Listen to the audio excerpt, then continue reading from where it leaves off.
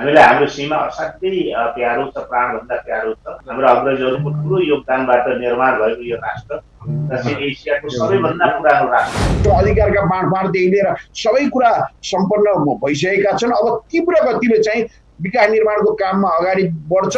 राष्ट्रपति संवैधानिक भएकै मुलुकहरूमा राष्ट्रपति चोकचोकमा भेटिन्छन्। हाम्रो राष्ट्रपतिजीलाई कहाँबाट असुरक्षा छ? सुखी नेपाली, समृद्ध नेपाल जुन चाहिँ मुलुकले चाहिँ जुन उद्देश्य लिएको छ, लक्ष्य लिएको छ, त्यो पुरा गर्ने ढङ्गबाट चाहिँ हामी अगाडि बढ्नेछौँ। Lights, camera, action.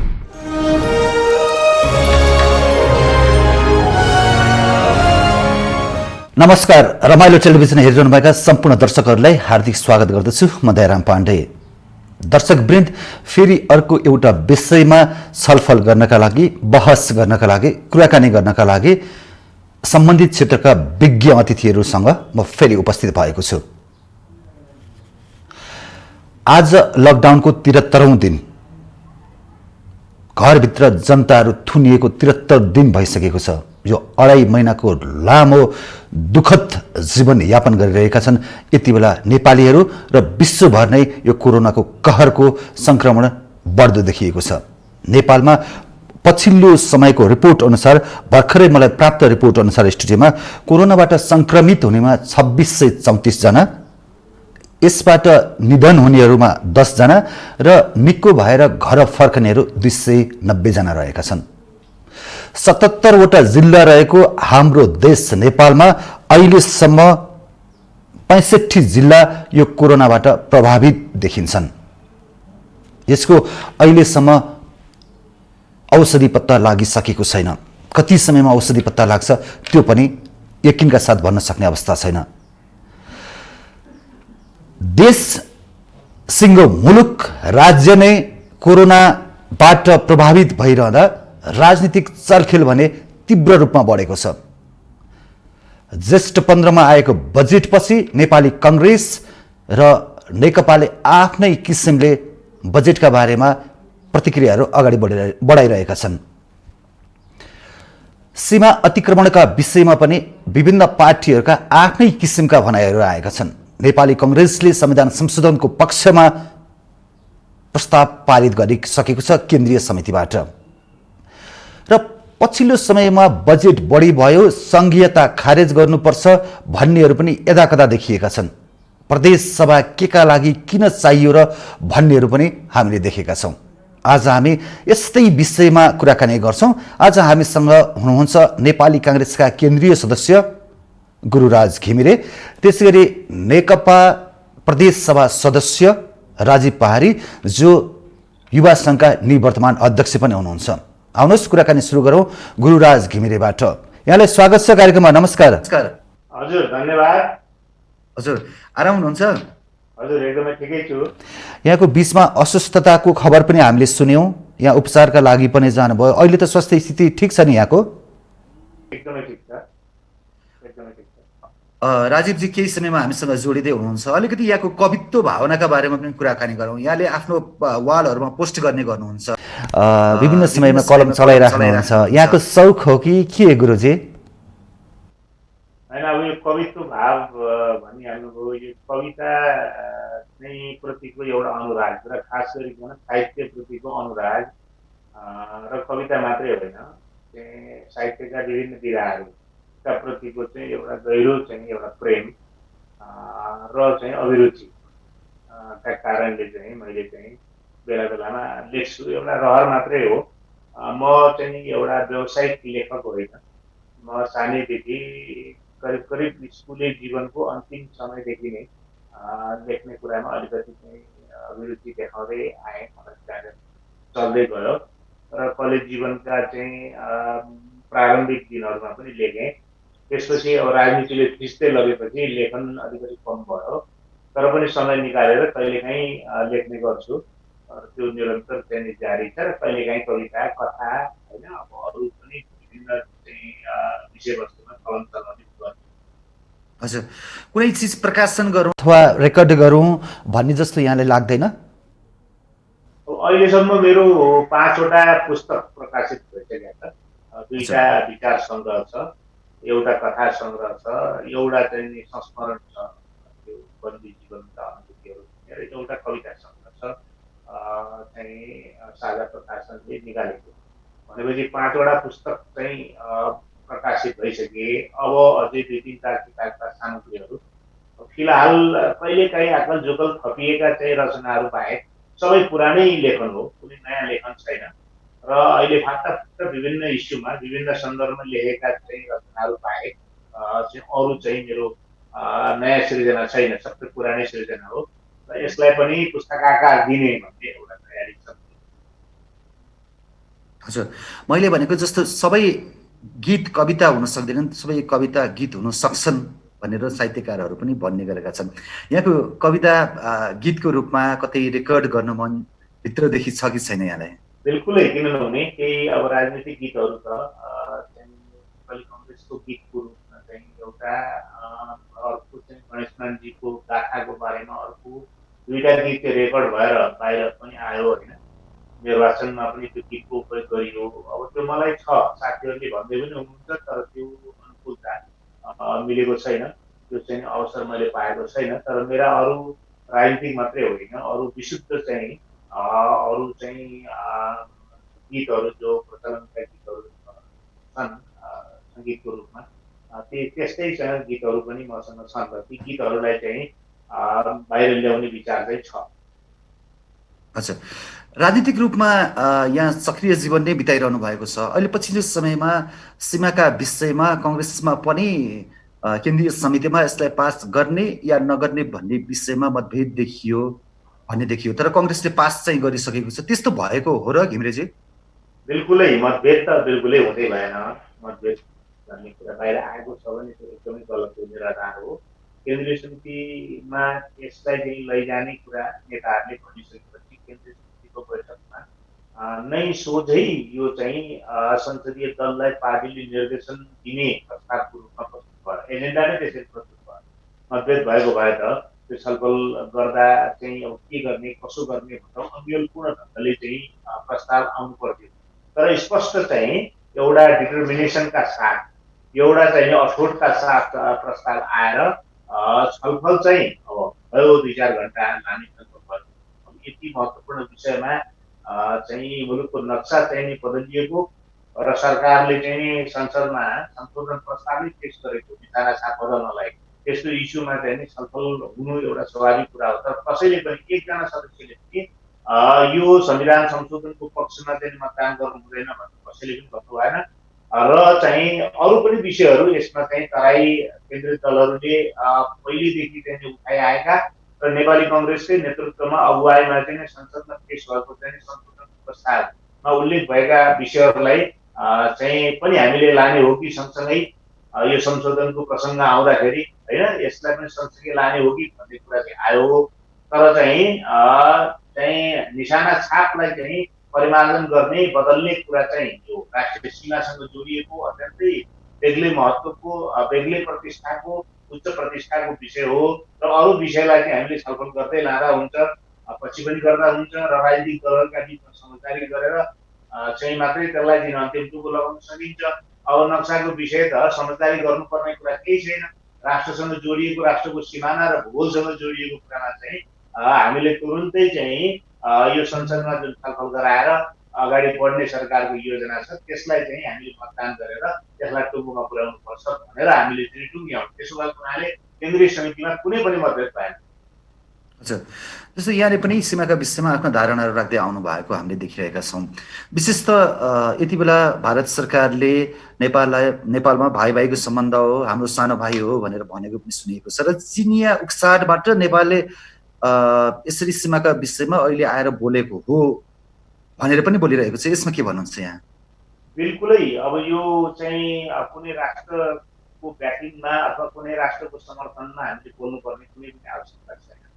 हामीलाई हाम्रो सीमा असाध्यै प्यारो छ, प्राणभन्दा प्यारो छ। हाम्रा पुर्खाहरूको ठुलो बलिदानबाट, हाम्रो अग्रजहरूको ठुलो योगदानबाट निर्माण भएको यो राष्ट्र दक्षिण एसियाको सबैभन्दा पुरानो राष्ट्र। अरू राष्ट्रहरूको अस्तित्वै नहुँदा पनि विश्व मानचित्रमा यसले आफ्नो अस्तित्व स्थापित गरेको यो राष्ट्र हो।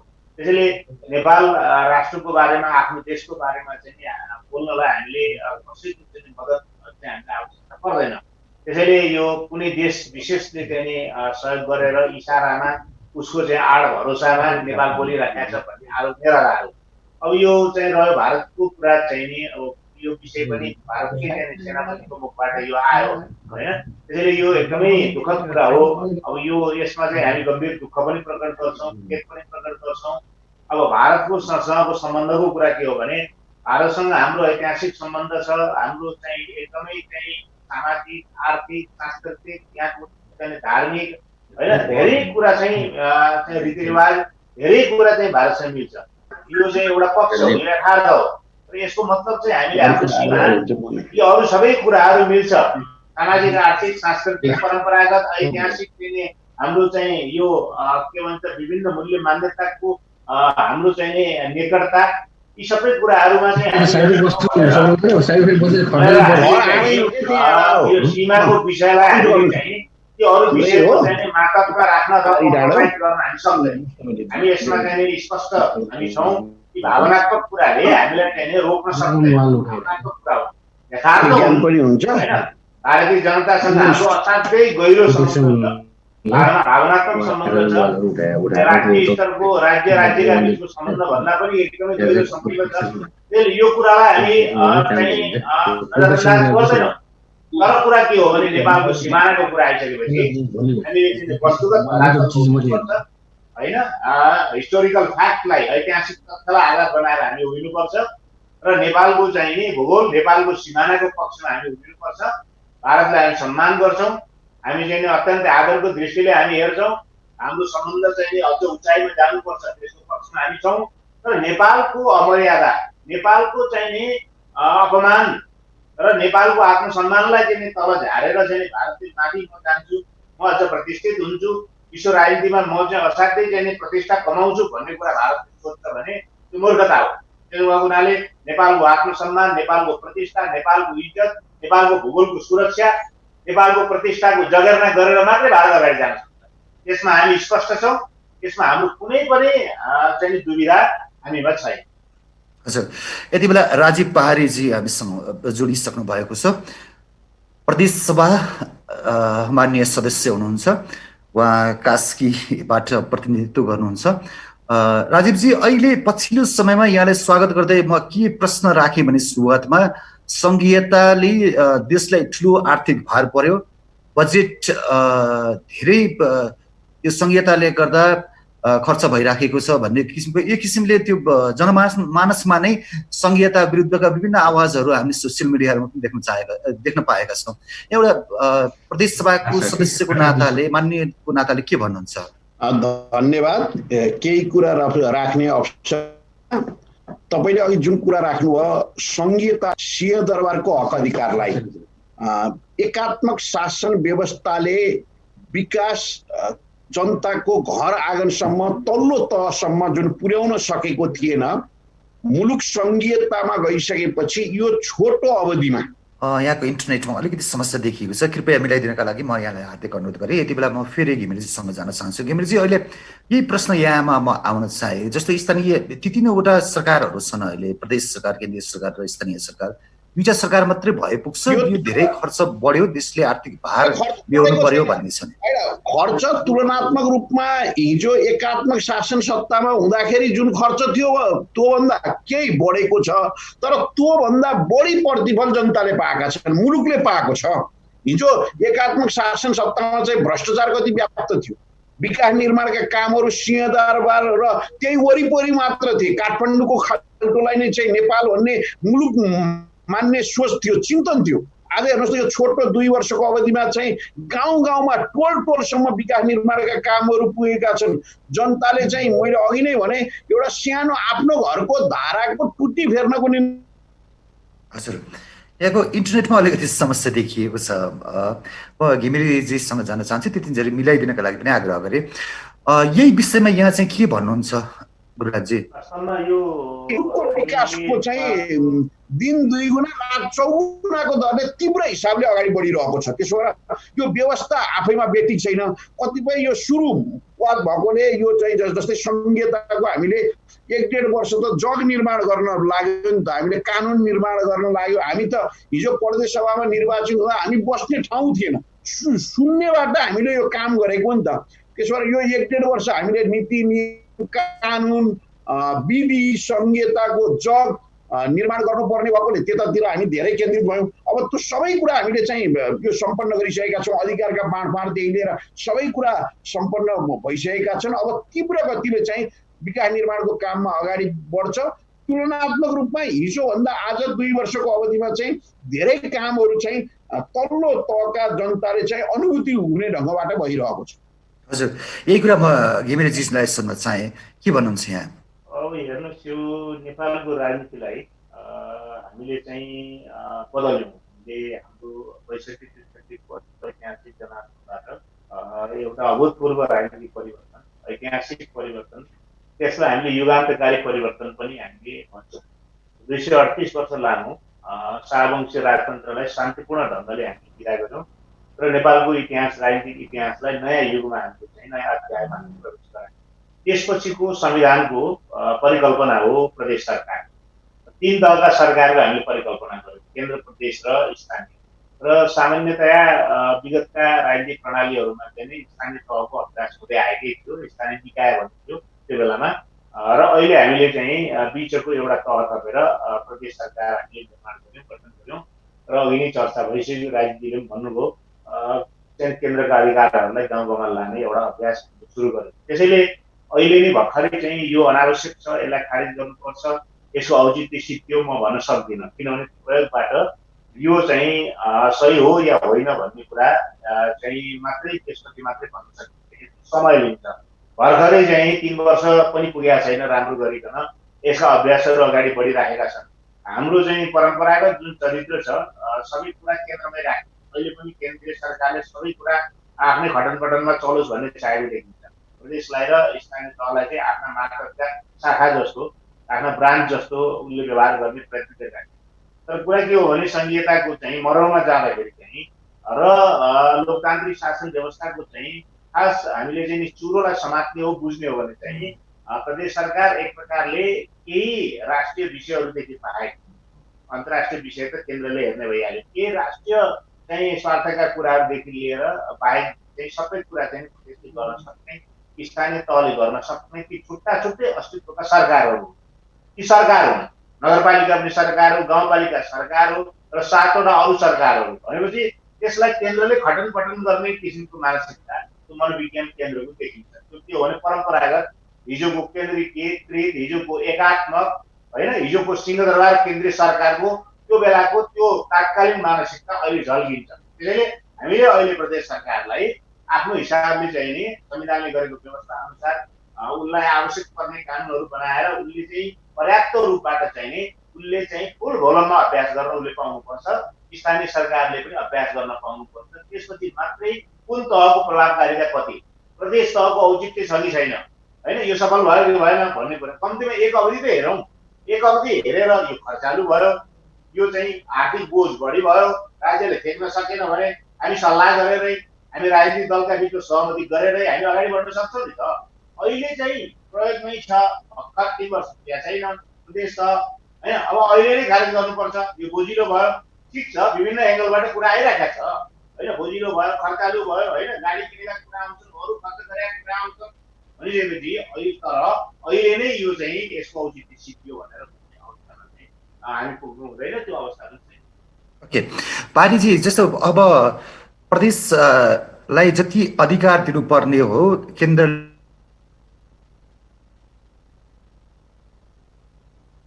छ कि केन्द्रले नै बजेटलाई आफ्नो मुठीमा राखेर आफूले सञ्चालन गर्ने, आफूले परिचालन गर्ने, यसले चाहिँ यहाँ सङ्घीय विशेष गरेर प्रदेश सभा सदस्यको नाताले के भन्नुहुन्छ?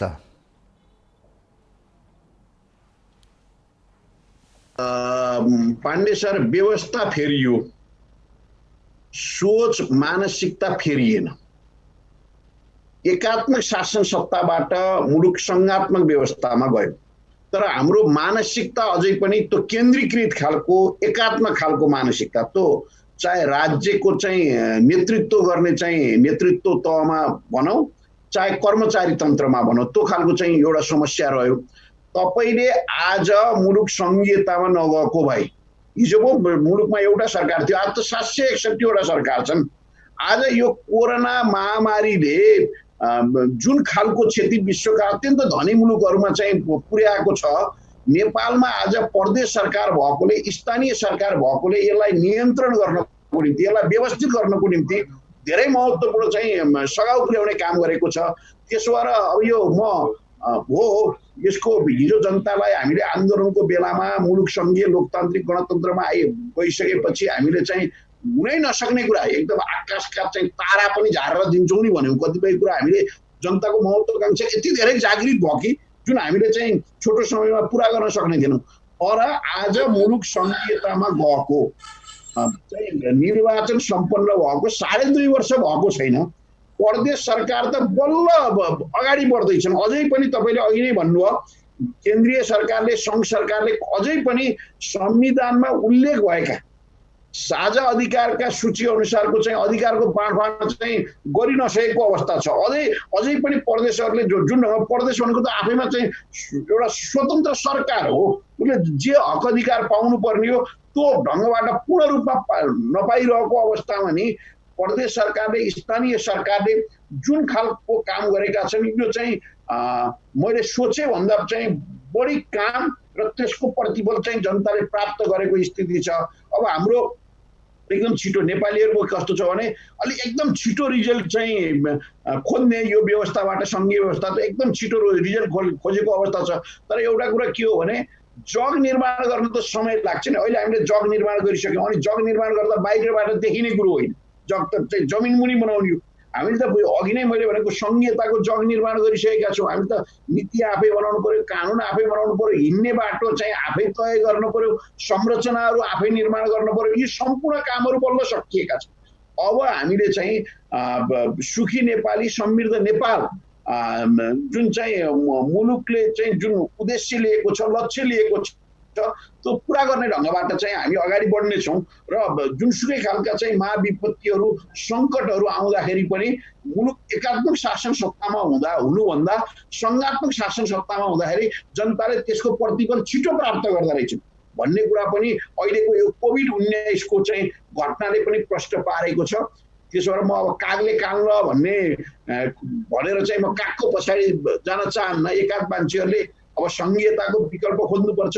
प्रदेश सरकारको, अरू सरकारको के औचित्य छ भनेर कसैले भन्छ भने त्यो तर्फ चाहिँ मैले बोलेर भन्दा पनि व्यवहारले नै प्रदेश सरकार, स्थानीय सरकारले चाहिँ त्यसको उत्तर दिनुपर्छ र उत्तर दिएको पनि छ। घिमिरेजी, जस्तो अहिले राष्ट्रपतिले गलैँचा किन्दा होस् अथवा राष्ट्रपतिको सङ्घीय संसदमा सवारी हुँदाको पलमा होस्, यो जनमानसबाट विशेष गरेर जनताहरूबाट एक किसिमको त्यो विरोध देखिएको छ कि यसले भोलि गएर फेरि यो यत्रो जनताहरूले आफ्नो ज्यान आहुति गरेर ल्याएको गणतन्त्र, यो जुन किसिमका कुराहरू आइरहेका छन् नि, हिजो एउटा राजा थिए, आज यत्रो 601 राजा भयो भन्ने कुराहरू पनि चर्चा परिचर्चामा छन्। यसले के सङ्केत गर्छ, के ठान्नुहुन्छ? वास्तवमा हेर्नुहोस्,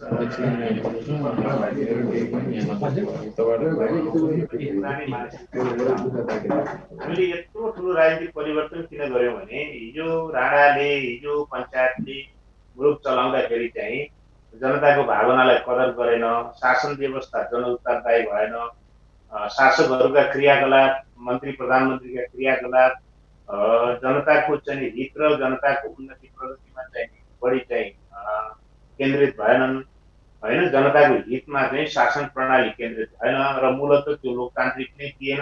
त्यसैले लोकतान्त्रिक शासन प्रणालीले मात्रै जनताका आकाङ्क्षालाई पुरा गर्छ, मुलुकलाई विकास र प्रगतिको बाटोमा लिएर जान्छ, जनताको चाहना अनुसार मुलुक चल्छ भन्ने चाहिँ उद्देश्यबाट हामीले नयाँ राजनीतिक प्रणालीको स्थापना गर्यौँ। र अहिले हामीले चाहिँ जो शासन अहिले नेपालमा बहाल गरेका छौँ, सङ्घीय लोकतान्त्रिक गणतन्त्र, यो चाहिँ जनताको चाहिँ मनमा ठेस नपुग्ने गरी यो चल्नुपर्छ। हाम्रो संविधान छ, हाम्रो कानुन छ होइन, हाम्रा चाहिँ त्यसले परिकल्पना गरेका विभिन्न अङ्गहरू छन्, राष्ट्रपति छ, सरकार छ, संवैधानिक अङ्ग छन्, संसद छ, न्यायालय छ। त्यसका चाहिँ जिम्मेदार अधिकारीहरू अथवा त्यसलाई चलाउने व्यक्तिहरू, पात्रहरूको चाहिँ उसको चाहिँ कार्यशैलीले यो व्यवस्थालाई प्रतिष्ठित गराउने हो र यो व्यवस्थाका प्रति जनताको भरोसा बढाउने। राष्ट्रपति फजुल खर्ची भयो, प्रधानमन्त्री फजुल खर्ची भयो, राज्यको चाहिँ ढुकुटी चाहिँ जताभावी खर्च गरियो भनेर जनताले चिन्ता गर्नु स्वाभाविक हो। हेर्नुहोस्, यसपालिको बजेट हेर्नुभयो, अघिल्लो पल्टको बजेट हामीले हेऱ्यौँ। हेर्नुहोस्, अब बजेट चाहिँ हाम्रो राजस्वको स्रोत हेर्दा, राजस्वको आकार हेर्दाखेरि अब चालु खर्च पनि नलाग्ने अवस्था पुगिसक्यो। यसपल्टको त चालु खर्च पनि हामीले चाहिँ आन्तरिक ऋण उठाएर वैदेशिक ऋणको सहयोगबाट हामीले चालु खर्च धान्नुपर्ने अवस्थाको बजेट आयो। यति ठुलो चाहिँ सङ्कटमा हामी छौँ।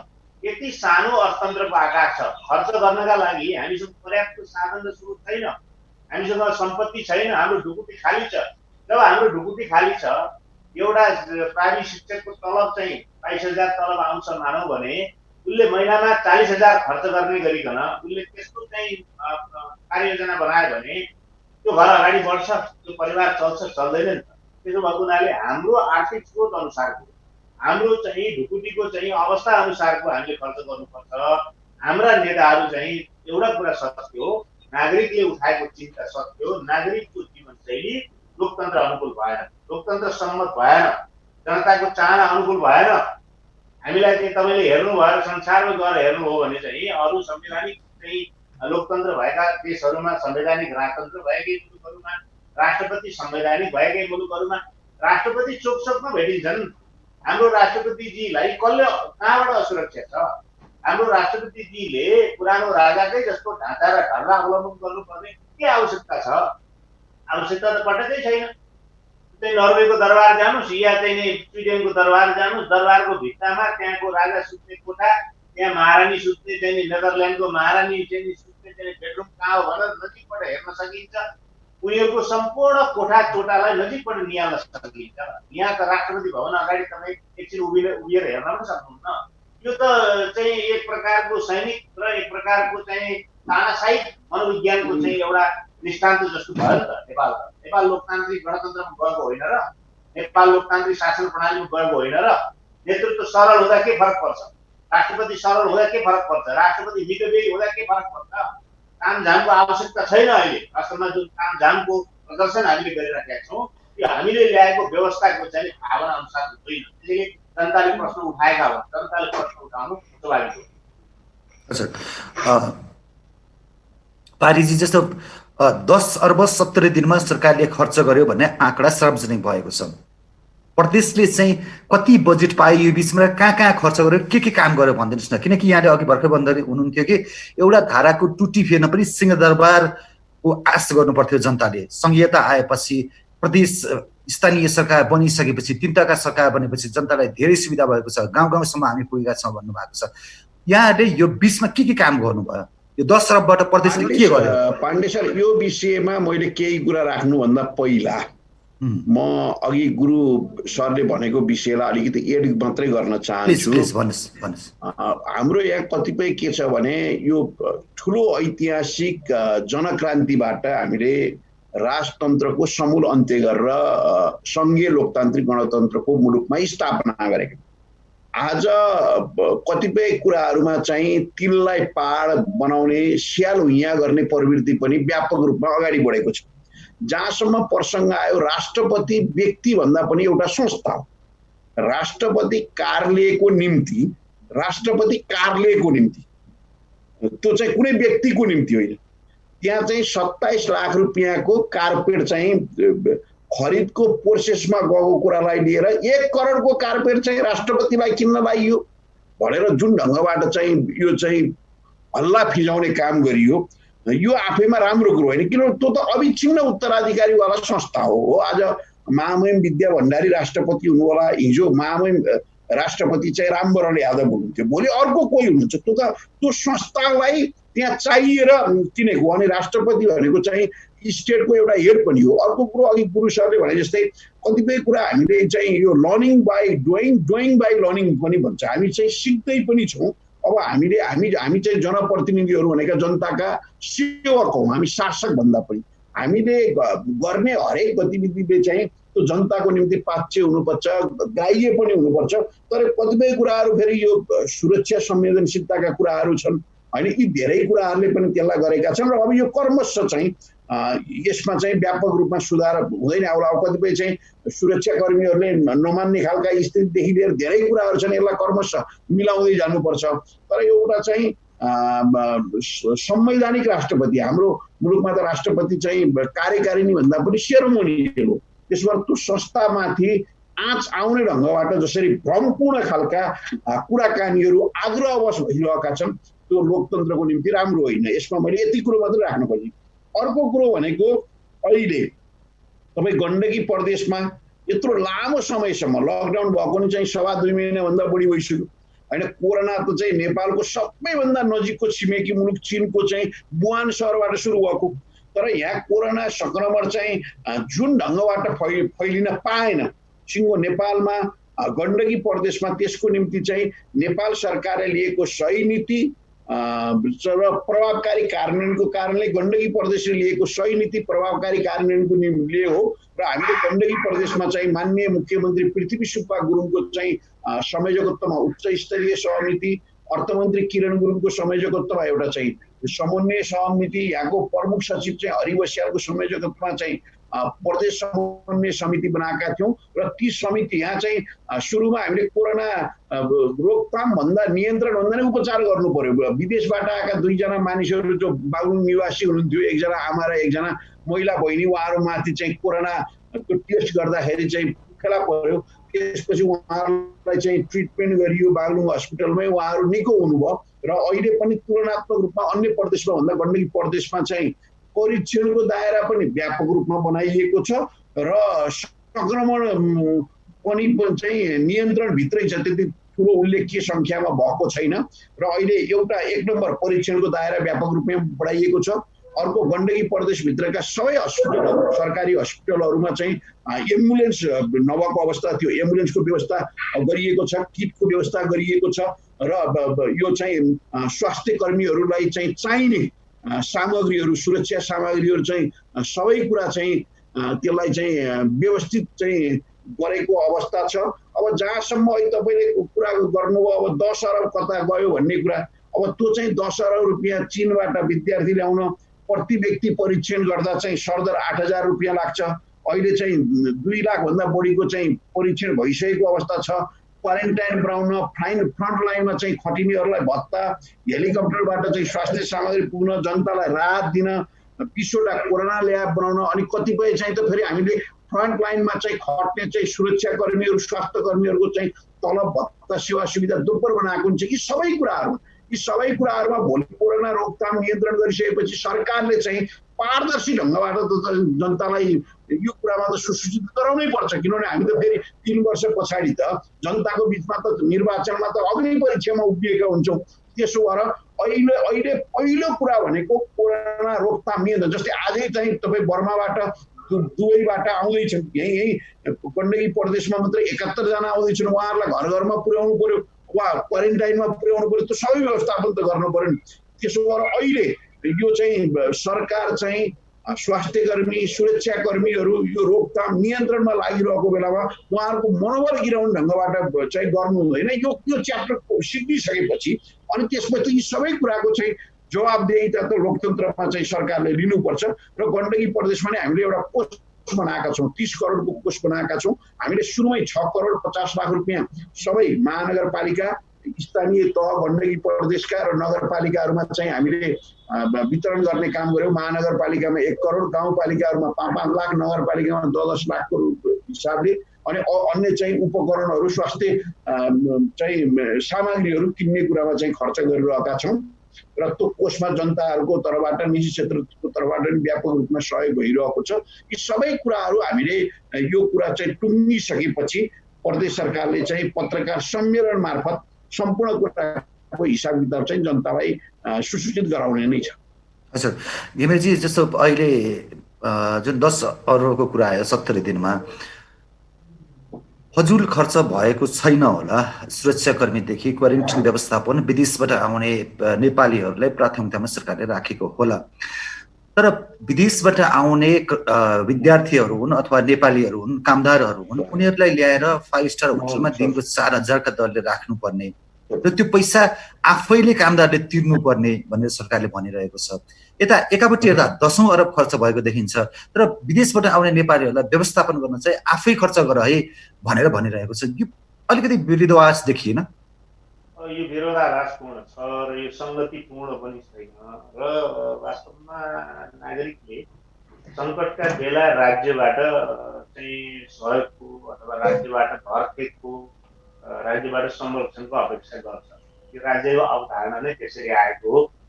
प्राचीन कालमा चाहिँ नागरिकहरूले आफ्नै आवश्यकताका निम्ति राज्यको निर्माण गरेका हुन्। नागरिकहरूले कर बुझाउने राज्यलाई र त्यो करबाट राज्य सञ्चालन गर्ने, राज्य सञ्चालकहरूको खर्च वृद्धि गर्ने भन्ने एउटा अवधारणा आएको हो। नागरिक र राज्यका बिचमा सम्झौता भएर राज्य जन्मिएको र राज्य चाहिँ सहज परिस्थितिमा नागरिकले खोज्दैन। असहज परिस्थिति भएपछि, विषम परिस्थिति त्यसले उत्पन्न भएपछि, सङ्कट आएपछि नागरिकले राज्य खोज्छ। अहिले सङ्कटपूर्ण परिस्थिति कोरोनाका कारण र अहिले चाहिँ मूलत हामी नेपालीहरूले नबिर्सनु पर्ने अहिलेका सत्ता सञ्चालकहरूले जो अहिले छ, भोलि अथवा हिजो जो थियो अथवा आउला, सत्ता सञ्चालकले नबुझ्नु पर्ने के अरे नबिर्सनु पर्ने कुरा चाहिँ के हो भने हाम्रो स्थिति के हो त, नेपालको स्थिति के हो त। अघि पनि मैले चर्चा गरेँ, हाम्रो ढुकुटी के हो त। अघि 10 अरबको चर्चा भयो है। यो विभिन्न स्रोतबाट आयो, खर्च बढी भयो। भित्रबाट भएको खर्चमा तलमाथि हेराफेरी अथवा त्यहाँ गोलमाल अथवा चाहिँ करप्सन होइन, तलमाथि नभइकन चर्चा आउँदैन। यति धेरै चाहिँ पहुँच धेरै नागरिकहरू तलमाथि भएपछि त्यस्ता चर्चाहरू बाहिर आउँदैन। त्यसैले राज्य सञ्चालन गर्ने इमान्दारीपूर्वक नेपाली जनतालाई, नागरिकलाई केन्द्रबिन्दुमा राखेर राज्यको ढुकुटी हेरेर खर्च गर्नुपर्छ। मितव्ययिता अवलम्बन गर्नुपर्छ। हेर्नुहोस्, यो माटोलाई, यो नेपाललाई, नेपाली जनतालाई र आफ्नो देशका प्रतिको इमानलाई हामीले चाहिँ नबिर्सिनु भने हामीले राज्य सञ्चालनमा बस्दा 2 पैसा कमाउने, 2 पैसा त्यसबाट आफ्ना निम्ति आर्जन गर्ने भन्ने मानसिकता यो चाहिँ हाम्रो लोकतान्त्रिक मानसिकता होइन। यो राजनीतिक कर्मीको धर्म होइन। यो र ब्युरोक्रेटिक चाहिँ एउटा सेक्टरमा अथवा कर्मचारी तन्त्रमा चाहिँ लागेका व्यक्तिहरूको पनि चाहिँ राष्ट्र सेवा गरे बापत उनीहरूले पाउने निश्चित सुविधा र त्यसको अतिरिक्त मैले अरू केही कुराहरू प्राप्त गर्नुपर्छ भन्ने त्यो प्रवृत्ति चाहिँ सही कुरा होइन होइन। त्यसैले हाम्रो चाहिँ मानसिकता, हाम्रो प्रवृत्ति के छ भने हिजोदेखि आजसम्म जो विरासतको रूपमा आएको छ, राणाकालदेखि पञ्चायतलाई हस्तान्तरण भयो, त्यसपछि 12 वर्षे बहुदल कालमा त्यो अगाडि बढ्यो र चुलिँदै चाहिँ राज्य सञ्चालनमा बसेका मान्छेहरूले राज्यलाई दोहन गर्नुपर्छ, ढुकुटीलाई दोहन गर्नुपर्छ भन्ने प्रवृत्ति देखिन्छ। त्यसैले 10 अरबको कुरामा जुन कुराहरू अहिले खर्च भएको होला त्यसको फेरिस्त भोलि निस्केला, त्यसको विवरण आउला।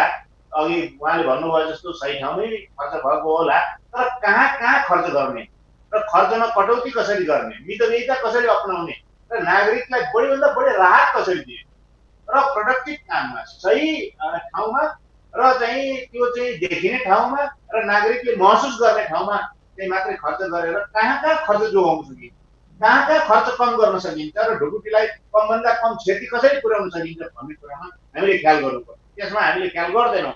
हामीले चाहिँ नि राज्यबाट खर्च गर्ने कुराको चाहिँ विषयमा धेरै गम्भीरता हामी देखाउँदैनौँ।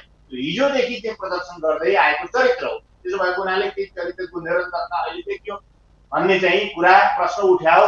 हिजो चाहिँ औषधि किन्ने कुरामा, टेन्डर भएको कुरामा, औषधिको गुणस्तरको कुरामा होइन आयो नि त कुरा। बजार मूल्य चाहिँ एउटा छ, खरिद मूल्य भनेर राखिएको चाहिँ प्रस्तावमा राखिएको अर्को छ। त्यहाँ चाहिँ धेरै ठुलो मार्जिन देखा पर्यो, धेरै ठुलो घोटालाको कुरा आयो भन्ने कुरा आयो नि त। त्यसो भएको हुनाले यो नगरौँ, हामी कसैले पनि नगरौँ। राज्य सञ्चालकहरूले एउटा कुरा के ध्यान दिनु पर्यो भने हामी जनताबाट निर्वाचित हौँ, जनताको चाहिँ विश्वासको मत प्राप्त छ, जनताको मनमा ठेस पुर्याउनु हुँदैन। जनताले उठाएर जम्मा गरेको साग बेचेको, खसी बेचेको, गाई भैँसी बेचेको, दुध बेचेको होइन, अन्न चाहिँ बेचेको र आफूले विभिन्न सेक्टरमा तिरेको करबाट जम्मा भएको यत्रो चाहिँ सानो अर्थतन्त्र भएको मुलुकको सानो ढुकुटीलाई पनि हामी चाहिँ नि विद्युत दृष्टि लगाएर त्यसको जताभावी दुरुपयोग गर्न थाल्यो भने जनताले हामीलाई चाहिँ के भन्छ, जनताले प्रश्न उठाउँदैन, उठाउँछ नि। त्यसो भएको हुनाले हामी इमान्दार बनौँ, हामी सही ठाउँमा सदुपयोग गरौँ भन्ने चाहिँ मानसिकता राखेर हामीले काम गर्छौँ। हजुर पारीजी, जस्तै अहिले नागरिकहरूले प्रश्न उठाइरहेका कुराहरू यहाँ माझ राख्न चाहे मैले। साना साना किराना पसलहरू खोल्न दिइएको छैन, बिहान 2 घण्टा 3 घण्टा मात्रै खोल्ने अनि त्यसपछि बन्द गर्न लगाइएको छ। बलजफ्ती भाटबट्नीहरू मजाले खुलिरहेका छन्। त्यसै गरी किसानहरूले आफ्नो तरकारी सही ठाउँमा बेच्न पाएका छैनन्, माटो मुनि गाडेका छन्, दुध बाटोमा ल्याएर खन्याइएको छ। यो समयमा सरकारले कर 25 गतेभित्र तिर भनेर भनिरहेको छ। हुन अहिले पछिल्लो समयमा फेरि असार 7 गतेसम्म बढाइएको छ जनदबावपछि।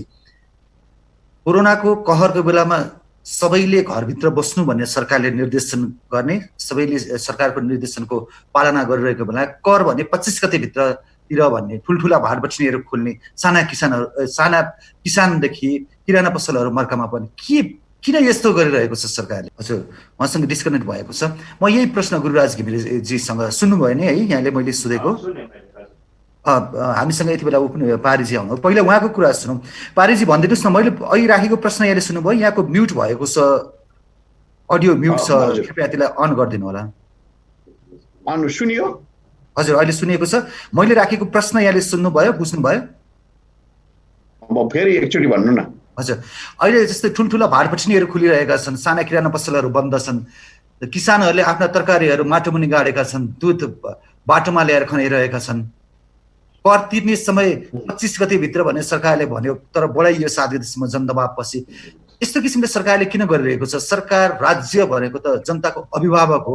यो बेलामा यस किसिमको कुराहरू आउँदा सरकारप्रति जनताले हेर्ने दृष्टिकोण कस्तो हुन्छ? सरकारले जनताको निम्ति अति आवश्यक चिजहरूका दोकानहरू र अन्य कुराहरू चाहिँ खोल्ने भनेर निर्णय गरेको छ। त्यो अनुसार सहज ढङ्गबाट खोल्न सबैले पाउनुपर्छ। तपाईँले भने जस्तै म के कुरामा सहमत छु भने ठुल्ठुला सपिङ कम्प्लेक्सहरू, भाटबटेनीहरू जसको चाहिँ पहुँच पुग्छ, तिनीहरूले निर्विवाद ढङ्गबाट चाहिँ खोल्न पाउने, सञ्चालन गर्न पाउने, साना किराना पसलहरू जसको पहुँच पुग्दैन, तिनीहरूले खोल्न नपाउने कुरो कहीँ कतै पनि हुन हुँदैन। सरकारले जे परिपत्र पठाएको छ देशव्यापी रूपमा, अति आवश्यक चिजहरू, औषधि पसलहरू, खाद्यान्न, निर्माण सामग्रीहरूलाई चाहिँ निर्बाध रूपमा चाहिँ। हजुर, यहाँको अलिकति इन्टरनेटमा समस्या देखिएको छ मान्यजी। हजुर, त्यसलाई करेक्सन गर्नुपर्छ। त्यसलाई चाहिँ कहीँ कतै त्यस्ता चाहिँ देखिएका छन् भने तिनीहरूलाई करेक्सन गरेर अगाडि बढ्नुपर्छ। तपाईँले अघि राखेको एउटा प्रसङ्गमा के हो भने सरकारले मितव्ययिता अपनाएको कारणले नै यत्रो 2.5 वर्षमा चीनबाट विद्यार्थी ल्याउनेदेखि लिएर परीक्षणको दायरा, हिजो हामीले एउटा परीक्षण गर्दा चाहिँ हङकङ पठाउनु पर्थ्यो सुरुमा, आज चाहिँ देशका 20 ठाउँमा परीक्षण हुन्छ, देशभरि परीक्षण भइरहेको छ, परीक्षणको दायरा व्यापक बढेको छ। 10 अरब रुपियाँ त यो मितव्ययिता अपनाएरै भएको होला नि त। अब जहाँसम्म अहिले गुरु साहबले एउटा कुरा कोड गर्नुभयो, कहीँ कतै चाहिँ ऊ भएको छ भने त्यो अनुसन्धानको पाटो छ। राज्यका अङ्गहरूले अनुसन्धान गरिरहेका छन्, छानबिन गरिरहेका छन्। कहीँ कतै कसैको चाहिँ कमी कमजोरी देखिएको छ भने त्यो कानुनको कठघरामा निर्णयहरूलाई राज्यका अङ्गहरूले निशर्त रूपमा त्यसलाई कार्यान्वयन गर्नुपर्छ। अब हाम्रो कस्तो छ भने अझै पनि कतिपय समस्याहरू छन्, अलिकति यो दबाव प्रभावमा चाहिँ परेर चाहिँ निर्णय कहीँ चाहिँ एकदम कडाइका साथ कार्यान्वयन हुने, कहीँ चाहिँ अलि फितलो हुने, यो खालका कहीँ न कहीँ इररहरू त छन्, समस्याहरू त छन्। तिनलाई चाहिँ करेक्सन गर्दै अगाडि चाहिँ बढ्नुपर्छ र त्यस्ता कुरालाई करेक्सन गर्न हामी जनप्रतिनिधिहरूले नै आफ्नो ठाउँबाट पहल गरिरहेका छौँ। त्यस्ता जुन गरेका निर्णयहरूलाई कार्यान्वयन चाहिँ सहज ढङ्गबाट कतिपय नहुने सन्दर्भमा त्यसलाई सहज बनाउने कुरा, कहीँ केही समस्या छन् भने त्यसलाई अन्त्य गर्ने कुरामा पहल गरेका छौँ। अब यो चाहिँ पहिलो यस्तो भयो, अकस्मात रूपमा महामारी आइदियो हेर्नुहोस्, हामीले सोचेका पनि थिएनौँ, कल्पना गरेका पनि थिएनौँ। हाम्रो राज्य संयन्त्र यसको निम्ति सुरुमै चाहिँ तयार पनि थिएन नि त। यो खालको महामारी आउला, यो खालको अवस्था होला भन्ने थिएन। त्यसबाट चाहिँ सुरुमा केही चाहिँ समस्या नै आए, तर ती सबै कुराहरू चाहिँ अहिले चाहिँ करेक्सन भएर अगाडि बढेका छन्। हजुर, घिमिरेजी, यहाँको धारणा मैले यही विषयमा बुझ्न चाहे, के भन्नुहुन्छ? होइन, अब यो मैले अघि पनि चर्चा गरेँ थोरै कि नागरिकहरूलाई सहज बनाइदिनु होला। अहिले हामी आपतमा छौँ, महामारी छ, व्याधि छ, यद्यपि अब संसारका ठुला ठुला राष्ट्रहरू, धनी राष्ट्रहरू, शक्तिशाली राष्ट्रहरू, साधन स्रोत सम्पन्न राष्ट्रहरूलाई त हम्ने परेको छ। यो महामारीले उनीहरूलाई अट्याएको छ र झन्डै झन्डै चाहिँ एकदमै हातखुट्टै छोड्नुपर्ने अवस्थामा पनि उनीहरू पुगे। बिस्तारै बिस्तारै नियन्त्रणमा आइराखेका छ। आज भारतमा त्यत्रो चाहिँ प्रकोपले चाहिँ हाहाकार मचाएको छ र हामी सँगसँगै त्यो प्रकोपबाट चाहिँ अहिले चाहिँ त्यो एकदमै ठुलो चाहिँ चपेटामा हामी चाहिँ गुज्रिरहेका छौँ। त्यसो भएको हुनाले यो बेलामा सबभन्दा ठुलो कुरा त राष्ट्रिय संयमको आवश्यकता पर्छ। यसलाई संयमतापूर्वक हामीले चाहिँ सामना गर्नुपर्छ र अर्को कुरा राष्ट्रका सबै नागरिकहरूमा चाहिँ एकदमै एकता भावको आवश्यकता पर्छ। 3 नम्बर राष्ट्रका सबै शक्तिहरूको बिच चाहिँ एउटा चाहिँ समझदारीको आवश्यकता पर्छ र राज्यका संयन्त्रहरूको समुचित परिचालनको आवश्यकता पर्छ 4 नम्बरमा। 5 नम्बरमा राज्यको साधन र स्रोतलाई चाहिँ व्यवस्थित र बुद्धिमत्ता ढङ्गले हामीले परिचालन गर्नुपर्छ। यो अभ्यास हाम्रोमा छैन। हाम्रोमा संयमता पनि हामी प्रदर्शन गर्दैनौँ। हामी राष्ट्रिय शक्तिहरूका बिचमा समझदारी पनि हामी बनाउँदैनौँ। नागरिकहरूको बिचको एकता पनि हामी निर्माण गर्दैनौँ होइन। हामी राज्यका संयन्त्रहरूलाई समुचित रूपमा परिचालन पनि गर्दैनौँ। हामी राष्ट्रिय ढुकुटीलाई चाहिँ प्रोडक्टिभ रूपमा, उत्पादक रूपमा चाहिँ मितव्ययी रूपमा पनि हामी परिचालन गर्दैनौँ होइन। जसको हात जगन्नाथ, हातमा परेपछि के गरे पनि हुन्छ भन्ने किसिमको चाहिँ प्रवृत्तिको हामी निरन्तरता चाहिँ हिजोदेखि। त्यसो भएको हुनाले अहिले समस्या आइराखेको छ। तपाईँले अघि भन्नुभयो भाटभट्टी खुल्ने, साना किराना पसल नखुल्ने, दैनिक उपभोग्यका सामग्रीहरू चाहिँ को उपलब्धता जुन राज्यबाट तपाईँले सुरुमै सुन्नुभयो होला, आपूर्ति मन्त्रीले चाहिँ टोलमा पसल खोलिनेछ, सुलभ मूल्यका पसलहरू खुल्नेछन्। प्रधानमन्त्रीले भन्नुभयो भोक लाग्यो भने फोन गर्नुहोस्, घरमै खाना आइपुग्छ होइन। यी सबै कुराहरू हामी हतारमा भन्थ्यौँ कि लोक खपतका लागि, सार्वजनिक खपतका लागि हामीले भन्थ्यौँ। अब टोलमा कुनै पनि चाहिँ तपाईँको चाहिँ सुलभ पसल पनि खुल्दैन। अहिले अब तरकारीको उत्पादनले हो या के कारणले अलिकति मूल्य ठिकै जस्तो देखिएको छ। सुरुमा त एकदमै आकाशिएर एकदमै सर्टेजै जस्तो भएर चाहिँ हाहाकार जस्तो भयो र पसलहरूको उपलब्धता पनि भएन। मानिसहरूलाई दैनन्दिन जीवन चलाउनै गाह्रो भयो। भनेपछि कुरा के हो भने चाहिँ महामारी अब सूचना दिएर आउँदैन। हाम्रो नेपालीमा एउटा उखान छ नि त, बाजा बजाएर के अरे दशा त बाजा बजाएर आउँदैन भन्ने। तर यो त सूचना दिएर आयो कोरोना त। किनभने वुहानमा आएको कुरा चाहिँ यो महामारी चाहिँ सारा युरोप अमेरिका घुमेर बल्ल बल्ल नेपाल प्रवेश गर्यो। हामीसँग समय थियो, हामीसँग पर्याप्त समय थियो। यो समयलाई हामीले चाहिँ समयको चाहिँ सदुपयोग गर्ने चाहिँ हाम्रो चाहिँ एकदमै त्यो कार्यमा हामीले ढिलाइ गर्यौँ। तदारुकता हामीले देखाएनौँ। डिसेम्बरमा सुरु भएको चाहिँ कोरोना महामारीको तयारी हामीले चाहिँ कम्तीमा जनवरीबाट गर्न थालेको भए यो अहिले हाहाकार मचिनेवाला थियो। किनभने हाम्रो मुस्किलले चाहिँ 2.25-3 करोड जनसङ्ख्या भएको मुलुक, त्यसको पनि 50 लाख चाहिँ झन्डै 5 भागको 1 भाग हिस्सा जति जनसङ्ख्या चाहिँ विदेशमै छ, नागरिकहरू विदेशमै छन् र 2.5 करोड 2 करोड 60-65 लाख जनसङ्ख्या नेपालमा चाहिँ भएको देशमा यति जनसङ्ख्यालाई व्यवस्थित गर्नलाई हामीलाई गाह्रो थिएन। राज्यलाई चाहिँ हामीले राम्ररी व्यवस्थित रूपबाट परिचालन गरेर भए। यहाँ त राज्य संयन्त्र पनि व्यवस्थित छैन, आफै व्यवस्थित छैन। यहाँ लथालिङ्ग छ, हेर्नुहोस् पार्टीहरू लथालिङ्ग छन्। तपाईँले देखिरहनु भएको छ नि, पार्टीहरू व्यवस्थित छन्। हामी भनौँला सार्वजनिक खपतका लागि जनतालाई हामी भनौँला हामी ठिकठाक छौँ। पार्टीहरू कहाँ ठिकठाक छन्? राजनीतिक दल ठिकठाक छन्? ठिकठाक छैन। ब्युरोक्रेसी ठिकठाक छ? ब्युरोक्रेसी ठिकठाक छैन। हाम्रो साधन स्रोतलाई परिचालन गर्ने हाम्रो जुन एउटा हामी मेसिनरी हामी बनाउँछौँ, सानो जुन एउटा टास्क फोर्स जस्तो हामी बनाउँछौँ, त्यसले गरेको काम ठिकठाक हुन्छ? ठिकठाक हुँदैन। जहाँ पनि ढिला सुस्ती छ, आरोप प्रत्यारोप छ र कहाँबाट दोहन गर्न सकिन्छ भने मानिस। त्यसैले तपाईँले अघि भन्नुभएको चाहिँ दृष्टान्त चाहिँ हामी देख्छौँ, ठुल्ठुला मलहरू खुल्ला, हाटबटेनी खुल्ला होइन र जनतालाई दैनन्दिन आवश्यक पर्ने चाहिँ दैनिक उपभोग्य सामग्रीहरूको उपलब्धतामा चाहिँ एकदमै कमी, त्यसमा चाहिँ असहजता होइन, त्यसमा मूल्यको चाहिँ के भन्छ त्यसबाट नै कमाऊ, यही हो मौका छोपौँ भन्ने प्रवृत्ति। त्यसलाई कसले अनुगमन गर्ने, त्यसलाई चाहिँ कसले चाहिँ हेर्ने, त्यसलाई कसले चाहिँ रेगुलेट गर्ने भन्छ राज्यले। त्यसका निम्ति राज्य तयार छैन। कुनै आपत आइलाग्यो भने राज्यको त एउटा तयारी हुनुपर्छ। जुनसुकै आपत आइलाग्यो भने राज्य तयार भएर बस्छ, एलर्ट हुनुपर्छ। राज्य एलर्ट छैन। यो कमजोरी चाहिँ हिजोदेखिको हाम्रो कमजोरीलाई अहिलेसम्म पनि हामीले निरन्तर अगाडि बढाइरहेका छौँ। त्यसैले यी सबै समस्याहरू देखा परेका हुन्। त्यसैले हामीले बुझ्नुपर्ने, पाठ सिक्नुपर्ने कुरा चाहिँ के हो भने अब हामी राम्रो गर्ने कमिटमेन्ट गरौँ न त। अब हामी भोलिदेखि चाहिँ राम्रो गर्ने भन्ने कुरा त्यो मानसिकता तयार गरौँ न त। त्यो मानसिकता हामी तयार गर्ने अवस्थामा अहिले पनि छैनौँ। अब भोलि आयो भने देखा जाएगा, हुँदै जाला, हामी गर्दै गरौँला भन्ने मानसिकता हामी व्याप्त चाहिँ यसलाई नहटाउँदैसम्म नेपाली समाज चाहिँ भोलि सुखद रहेको अवस्था चाहिँ झेल्न पाउने अवस्था चाहिँ मैले एकदमै टाढी। पारिजी, अब सरकारले आजदेखि देशमा भएका नेपालीहरूलाई पालो ल्याउने क्रम सुरु गरेको छ, जुन सुखद पक्ष पनि हो। तर लाखौं नेपालीहरू नेपाल फर्किसकेपछि बेरोजगारी, भोकमरी, महामारी फैलिन सक्ने सम्भावना टड्कारो देखिन्छ। अहिले क्वारेन्टिनको व्यवस्थापन पनि अत्यन्तै नाजुक देखिएको छ। जनताहरू, नागरिकहरू चौरमा सुतिरहेको हामीले यत्रतत्र तस्बिरहरू देख्न सक्छौँ। राज्य संयन्त्रसित त्यो एक किसिमको यसरी व्यवस्थापन गरौँ भन्ने दृष्टान्त केही नभएको हो कि? होइन, विदेशबाट आउने नेपाली दाजुभाइहरू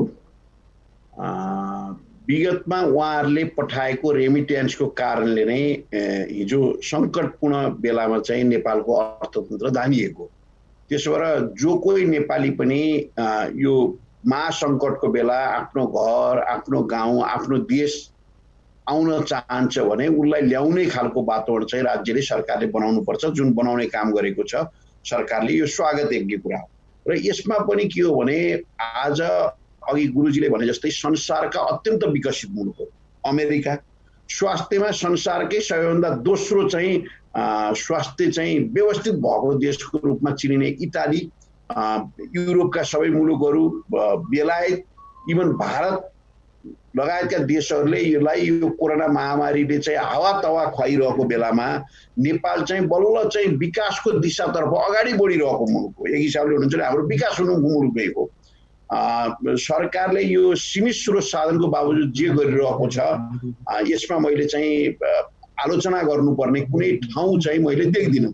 र त्यसो भएर सरकारले के भनेको भने जोसँग छ हुनेले तपाईहरु चाहिँ ल्याउने व्यवस्था सरकारले मिलाइन्छ, यहाँ आएर बस्ने खाने आफै व्यवस्थापन गर्नुस्।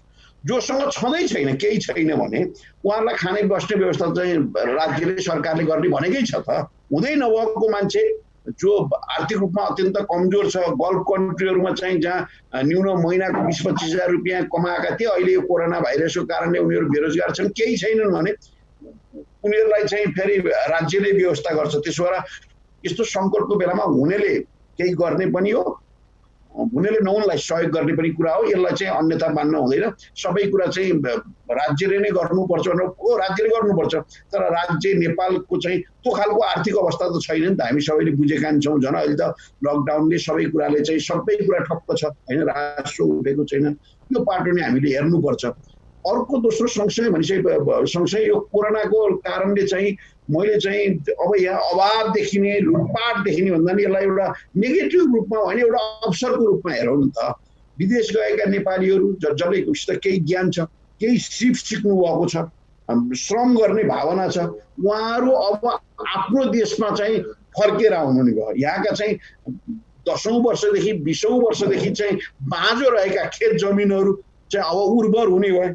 अब हामीले चाहिँ अहिले नेपाल कृषि प्रधान देश भन्छौँ, तर हामी यति धेरै परनिर्भर छौँ। अरबौं अरब रुपियाँको चाहिँ हामीले खाद्यान्नहरू, तरकारीहरू, फलफुलहरू हामीले विदेशबाट ल्याइरहेका छौँ। अब कम्तीमा हामीले चाहिँ खाद्यान्न, तरकारी, फलफुलमा मात्रै आत्मनिर्भर हुन सकियो हैन। कृषि क्षेत्रमा हामीले चाहिँ व्यापक रूपमा हाम्रा चाहिँ हरेक गाउँ पाखा पखेराहरू सबैमा चाहिँ हामीले उब्जनी गर्न सकियो भने त हामीले फेरि यो एउटा ठुलो अवसरको रूपमा रहन्छ। त्यसो भएर यसलाई चाहिँ अवसरको रूपमा पनि लिउँ। मैले यसमा चाहिँ हेर्नुहोस्, यो चाहिँ उही कालो बादलमा पनि एउटा सानो चाँदीको घेरा हुन्छ, त्यसले नै चाहिँ त्यो जम्मै बादल फाड्छ भने जस्तै यसलाई चाहिँ मैले पोजिटिभ रूपमा लिएको छु। यो कोरोना भाइरसको कारणले हाम्रा जीवनशैलीहरू फेरिएका छन्, हाम्रा आचरणहरू फेरिएका छन्, हाम्रा खानपान शैलीहरू अब फेरिएका छन् हैन।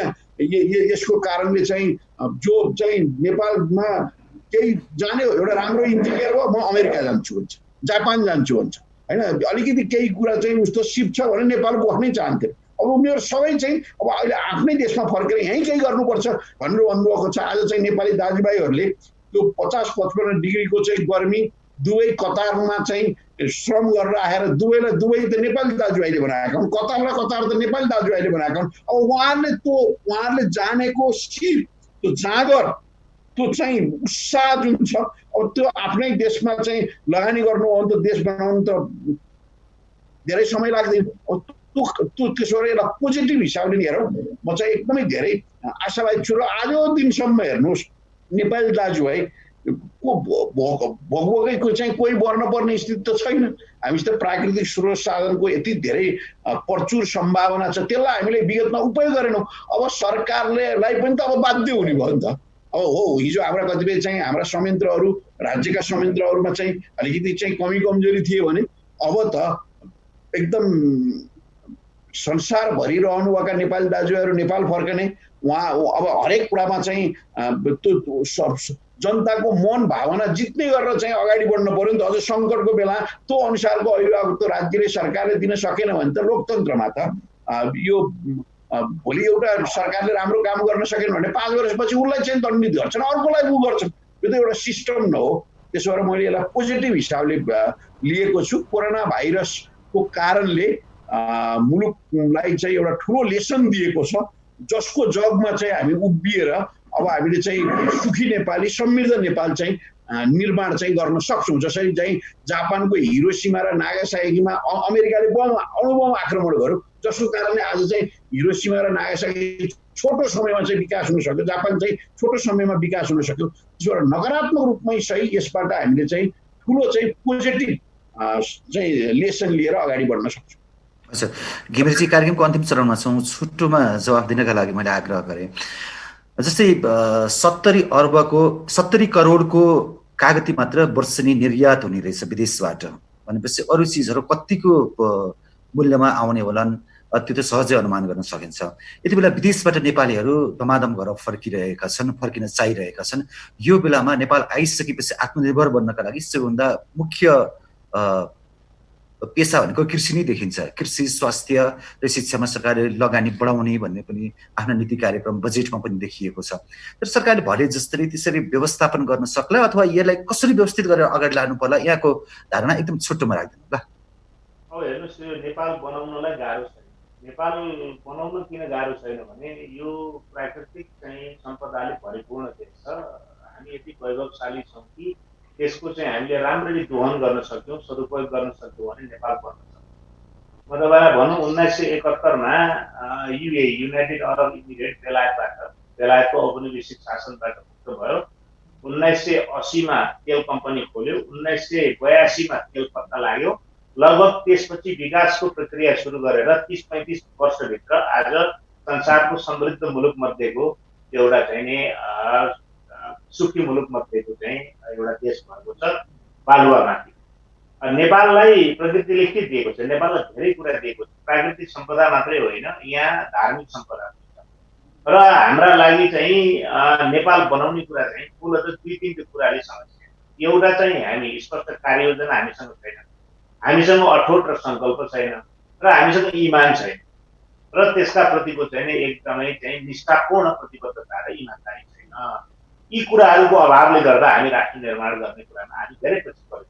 त्यसै भएको हुनाले सबभन्दा पहिला त हामी राष्ट्र निर्माण गर्छौँ, त्यसका निम्ति चाहिँ राजनीतिक दलको एउटा समझदारी बनाउँछौँ भन्ने कुराबाट हामीले प्रारम्भ गर्नु पर्यो। सबभन्दा म तपाईँलाई भनौँ, कृषि एउटा तपाईँले कागतीको कुरा गर्नुभयो, अरबौँ रुपियाँको चिज चाहिँ नेपालको तरकारी खाडलमा हाल्ने, बाहिरको तरकारी खाने। पहिला पनि यो अहिले कोरोना महामारी इत्यादिको बेला मात्र, अरू बेला पनि हामीले तपाईँले देखिराखेका छौँ। भनेपछि चाहिँ नेपालको सम्भाव्यता के हो त? नेपालको सम्भाव्यता भने कृषि हो। सरकारले नारै लगाएको छ, यसपालि त बजेट पनि थपेको छ। भनेपछि के हो भने कृषि क्षेत्रको सम्भावनालाई हामीले चाहिँ त्यसलाई चाहिँ अगाडि बढाउनु पर्यो। 1, 2 पर्यटन अर्को छ। पर्यटनको सम्भावना चीनमा चाहिँ तपाईँको 140 अरबको आबादी छ, भारतमा 130 अरबको आबादी छ। 1-1 करोड मान्छे मात्रै हामीले त्यहाँबाट ल्याउन सक्यौँ भने नेपालले अरू केही पनि गर्नु पर्दैन। र धार्मिक चाहिँ 2टा सम्पदाहरू ठुल्ठुला सम्पदा छ, पशुपतिनाथ र लुम्बिनी हामी कहाँ छ।